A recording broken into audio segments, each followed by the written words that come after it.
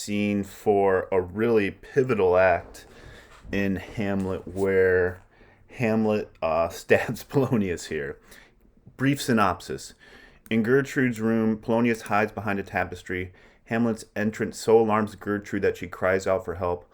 Polonius echoes her cry, and Hamlet, thinking Polonius to be Claudius, remember that last soliloquy where Hamlet was going to stab Claudius, but Claudius was in the act of prayer.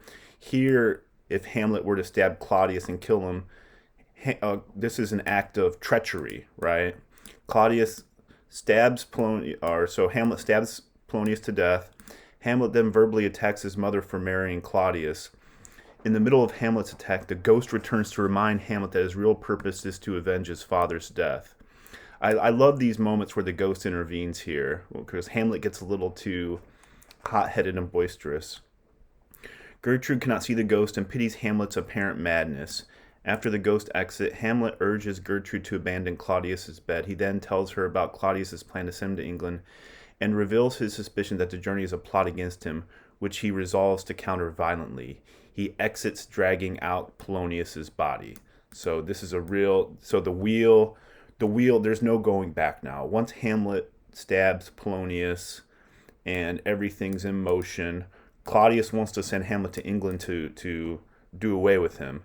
And here we go. Polonius. A will comes straight. Look, you lay home to him. Rebuke him, that means lay home to him.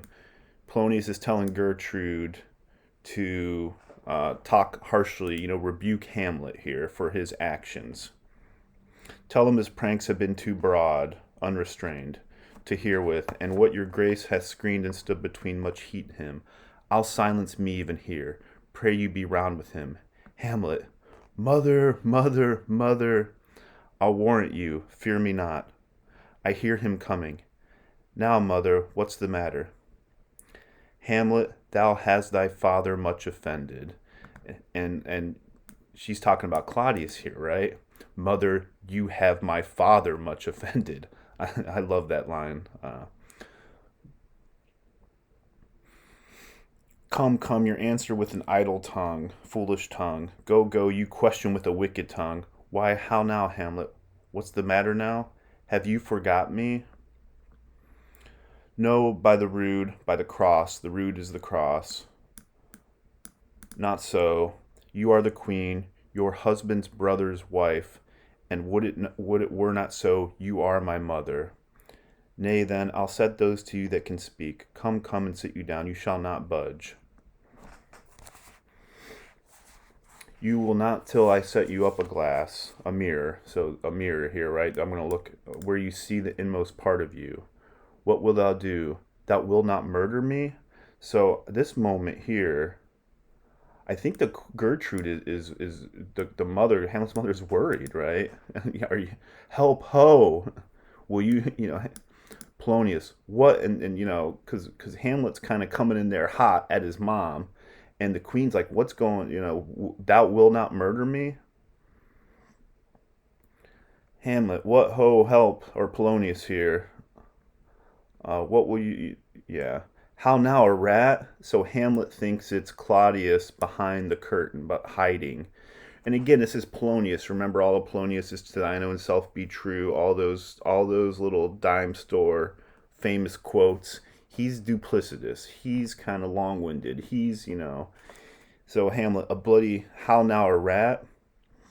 Dead for a ducat? Dead. Thrust his rapier. He kills Polonius. Oh, I am slain. Oh me, what hast thou done? Nay, I know not. Is it the king? He thinks it's Claudius, right? He was going to kill the king. Oh, what a rash and bloody deed this is. A bloody deed almost as bad, good mother, as kill a king and marry his brother. We have the couplet there, the rhyming couplet. As kill a king? Aye, lady. Hamlet's, addressing his mother. Aye, lady. It was my word. He pulls Polonius's body. There's that. Thou wretched, rash, intruding fool, farewell. Now this moment, I like this because Hamlet, he doesn't feel bad for killing Polonius. No, fool, farewell. He calls Polonius a fool. I took thee for thy better. Take thy fortune. Thou findest to be busy in some danger is some danger. Leave wringing of your hands, peace sit you down, and let me wring your heart. For so I shall, if it be made of penetrable stuff, if damned custom have not brazed. So brazed here is hardened like brass, so that it be proof and bulwark against sense. What have I done that thou darest wag thy tongue and noise so rude against me? Hamlet, why are you being cruel to me? Why are you talking like this to me? Such an act that blurs the grace and blush of modesty calls virtue hypocrite. Takes off the rose from thy fair forehead of an innocent love and sets a blister there. Brands. The blister means brands as a harlot. There makes marriage vows as false as dicer's oaths. This is what you did, mother. I once thought highly of you, but the fact that you married my father's brother, so quickly after, and have been behaving this way. Oh, such a deed is from the body of contraction, plucks the very soul, and sweet religion makes a rhapsody of words. Heaven's a face does glow o'er this solidity, and compound mass with heated visage, as against the doom is thought sick at the act. So thought sick at the face of heaven blushes over the earth. The face is hot as if judgment day were near, as if the thought sick of the act. Ah me, what act that roars so loud, the thunders in the index. And this is a really important moment here. This little how Hamlet's addressing his mother. Look here upon this picture, and on this, the counterfeit presentment. Repressed image, the father, he's talking about his father here of two brothers. See what grace was seated on this brow, the grace on his father's brow. Hyperion's curls, the front, so the forehead of Jove himself, in eyes like Mars to threaten and command, a station like the herald Mercury, now lighted on a heaven-kissing hill, a combination and a form indeed, where every god did seem to set his seal to give the world assurance of a man. That was your husband. So here was your husband. Right here. This is my father. A symbol of virtue, a great man. Look you now what follows. Here is your husband. Here's Claudius. Now he's a portrait of Claudius now, right? Like a mildewed ear, blasting his wholesome brother. Have you eyes? Could you on this fair mountain leave to feed and batten on this moor? Ha! Have you eyes? He's really giving it to the mother here. He's really working himself up into a foment. You cannot call it love, for at your age, the heyday, your age, Mom, you're old, right? The heyday in the blood is tame. It's humble and waits upon the judgment. And what judgment would step from this to this? Sense sure you have. Else could you have not motion, but sure that sense is perplexed, paralyzed. The perplexed is paralyzed. For madness would not err, nor sense to ecstasy was ne'er so thralled, but it reserves some quantity of choice. Choice, not passion. So in some ways, some quantity of choice. Hamlet is saying, you're old enough, mother, to be wise and smart and make the choice. This wasn't some young, this wasn't from, you didn't get with Claudius over passion. This wasn't passion. This was like calculated. He's really giving it to the mother here. To serve in such a difference, what devil was it that thus hath cozened you, hoodman blind, cheated you at blind man's bluff? That's what that means. Eyes without feeling, feeling without sight, ears without hands or eyes, smelling sans all. He's just really giving it to the mom here. Or but a sickly part of one true sense could not so mope. O shame, where is thy blush? Rebellious hell, if thou canst mutiny in a matron's bones, to flaming youth let virtue be as wax, and melt in her own fire. Proclaim no shame, when the compulsive ardor gives the charge, since frost itself as actively doth burn, and reason panders will. Reason acts as a cure for desire. The ardor here is a compelling passion. O Hamlet, speak no more. Thou turnest mine eyes into my very soul, and there I see such black and grain spots as will not leave their tinct. So, Queen is so upset with what Hamlet's saying here. Nay, but to live in the rank sweat of an inseam bed, stewed in corruption, honeying and making love were the nasty sty. This is Hamlet's like you were having an affair with Claudius, and this is really the rank sweat of an inseam bed, stewed in corruption, honeying and making love over the nasty sty.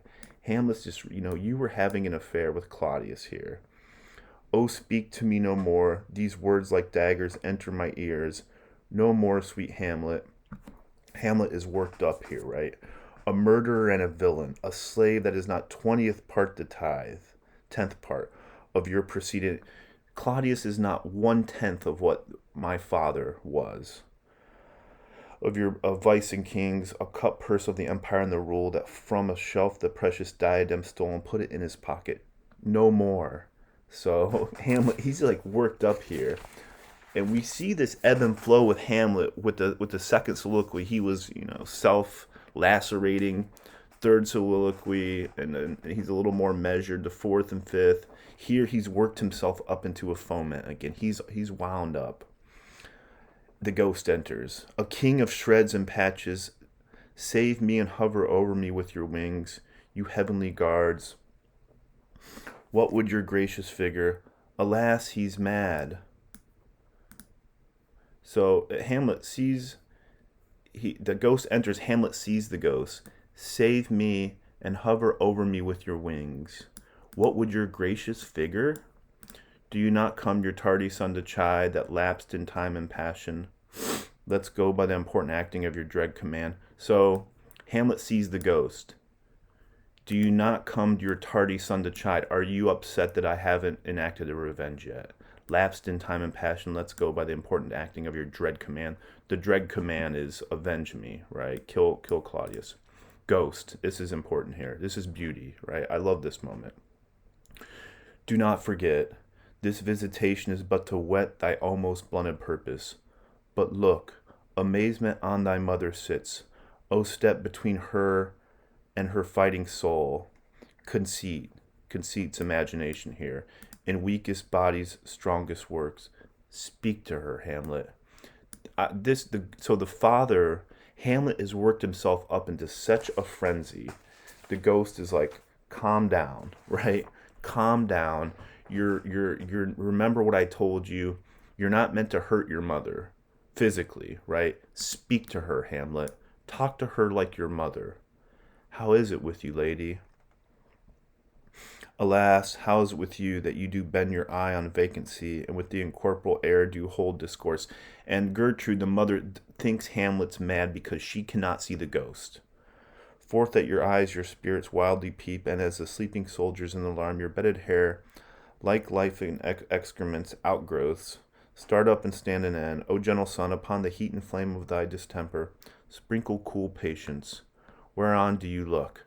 Be patient. Where do you look? What are you talking at? What are you talking to? Where the ghost? Whereon do you look? On him, on him. Look you, how pale he glares, the ghost. His form and cause conjoined, preaching to stones, would make them capable. Receptive. Do not look upon me, lest with this piteous action you convert my stern effects. Then what I have to do will want true color, tears perchance for blood. To whom do you speak this? Do you see nothing there? Don't you see him, right? Don't you see him? Nothing at all. Yet all that is I see. What does that mean? Nothing at all, yet all that is I see. Is that, I don't see the ghost, but I see you acting mad. Or being mad, according to the mother. Nor did you nothing hear? No, nothing but ourselves. Why look you there? Look how it steals away. My father, in his habit as he lived.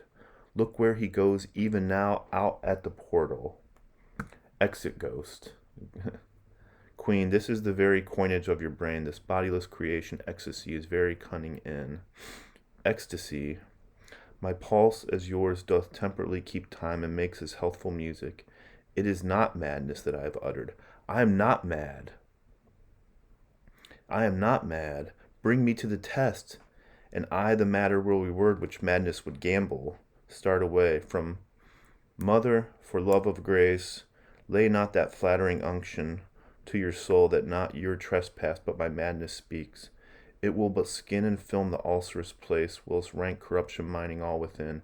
infects unseen. Confess yourself to heaven. Repent. He's preaching to the mother now, right? Repent what's past. Avoid what is to come. And do not spread the compost on the weeds to make them rancor. Forgive me this my virtue. For in the fatness of these pursued times, virtue itself of vice must pardon beg. Yea, curb and woo for leave to do him good. Repent for what you've done. Confess that you married Claudius out of haste and you're doing wrong, and everything will be okay. O Hamlet, thou hast cleft my heart in twain. You've broken my heart in two. Words first, but now I think you're mad. Oh, throw away the worser part of it and live the pure with the other half. He's still, mother, you could. Hamlet is heeding the ghost's words here. He's talking to his mother. He's not just spewing these vile invectives at her. Good night, but go not to my uncle's bed. Assume a virtue if you have it not. That monster custom who all sense doth eat, of habits devil is angel yet in us, that to the use of actions fair and good, he likewise gives a frock or livery, characteristic garment. Punning on habits, that aptly is put on. Refrain tonight. Don't go to Claudius's bed tonight, because Hamlet's planning, and that shall lend a kind of easiness to the next abstinence, the next more easy. For use almost can change the stamp of nature, and either the devil or throw him out, with wondrous potency. Once more, good night, and when you are desirous to be blessed, I'll blessing beg of you. So this moment here, he points right here. I like this moment too. This shows Hamlet's change a little. There's a change. For this same Lord, I do repent. Remember when he first killed Polonius, he's a fool. I don't care. I repent. But heaven hath pleased it so to punish me with this. I am being punished with this. And this with me, that I must be their scourge and minister. I will bestow him and will answer well the death I gave him. So again, good night. Right here, he's acting on behalf of heaven. So Hamlet knows he killed Polonius, which is wrong, and he's going to have to answer for it. I must be cruel only to be kind. This bad begins and worse remains behind. One word more, good lady. So Hamlet knows the wheel is turning and it's too late to go back. What shall I do? And the mother now, what shall I do? Not this, by no means that I bid you do. Let the bloat king tempt you again to bed, pitch wanton on your cheek, call you his mouse, and let him for a pair of reechy kisses, or patting in your neck with his damn fingers, make you to ravel all this matter out, that I essentially am not in madness. I'm not mad. He tells his mom, and I think, Hamlet, with all the horrible things and the meanness he was treating his mother with, he's being completely honest with her now. He loves her, and he's feeling bad. I am not in madness. I'm not mad, but mad in craft, right? I'm acting the whole time. I'm mad in craft. 'Twere good you let him know, for who that's but a queen, fair, sober, wise, would from a paddock, from a bat, a jib, such dear concerning hide, who would do so, know in despite of sense and secrecy. Unpeg the basket on the house's top, let the birds fly, and let the famous ape to try conclusions in the basket creep, and break your own neck down. Be thou assured, if words be made of breath, and breath of life, I have no life to breathe what thou hast said to me. I must to England. You know that. Claudius, your husband, the king's trying to send me to England. Alack, I had forgot. 'Tis so concluded. There's letters sealed, and my two schoolfellows, whom I will trust as I will adder's fang. Rosencrantz and Guildenstern, remember we were talking about them? I trust them as much as I trust fanged adders, snakes. They bear the command. They must sweep me away, and marshal me to knavery. Let it work, for 'tis the sport to have the engineer hoist with his own petar, and till shall go hard, but I will delve 1 yard below their minds, and blow them at the moon. O 'tis most sweet, when in one line 2 crafts directly meet. This man shall set me packing. I'll lug the guts into the neighbor's room. He calls. I'll lug Polonius in the neighbor's room. The guts. Mother, good night. Indeed, this counselor is now most still, most secret, and most grave. Who was in life a foolish prating knave? Come, sir, to draw an end with you. Good night, mother. And Hamlet leaves, dragging Polonius behind him. So this is a really important scene, that the wheels are in motion. Hamlet kills Polonius. He tells his mother he's not mad, but acting mad. And he knows, what he must do now. The ghost comes back to kind of calm Hamlet down. And Hamlet talks to his mother in a loving, beseeching way.